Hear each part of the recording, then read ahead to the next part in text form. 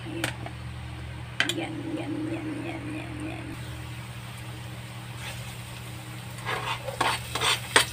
Another gisa-gisa. Walang ano to. Wala siyang, tingnan ko nga. Kasi wala akong, hindi ko sana lagyan ng sahog. Tingnan.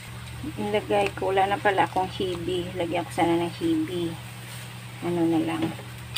4 cubes na lang lagay ko.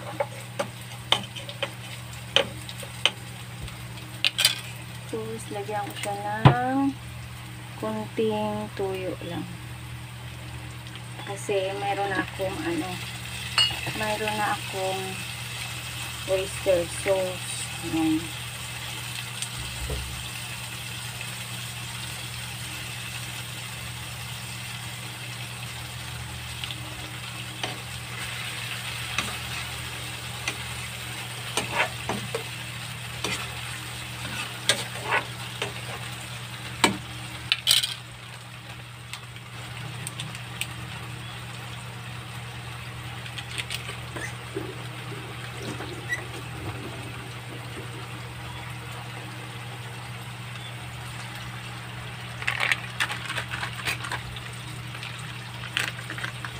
Lagyan natin kunting tubig kasi sayang ang mga tiwa-tiwa.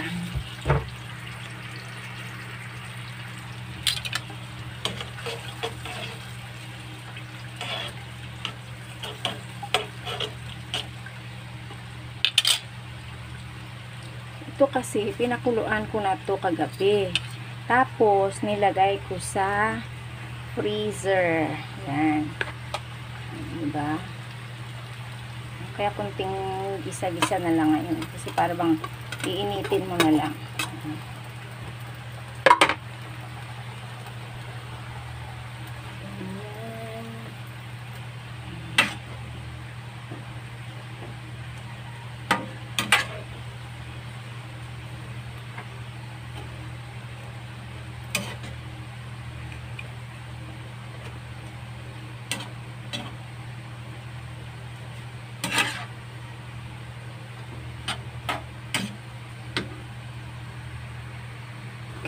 Titingnan na natin ang ating nilulutong adobong king.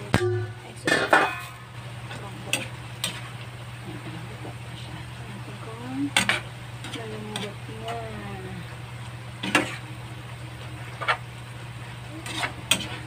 Ano be?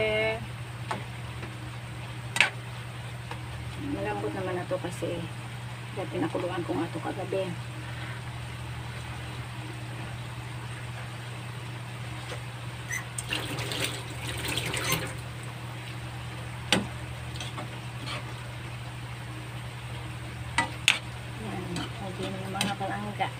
Luto na ang aking menu ngayong umaga.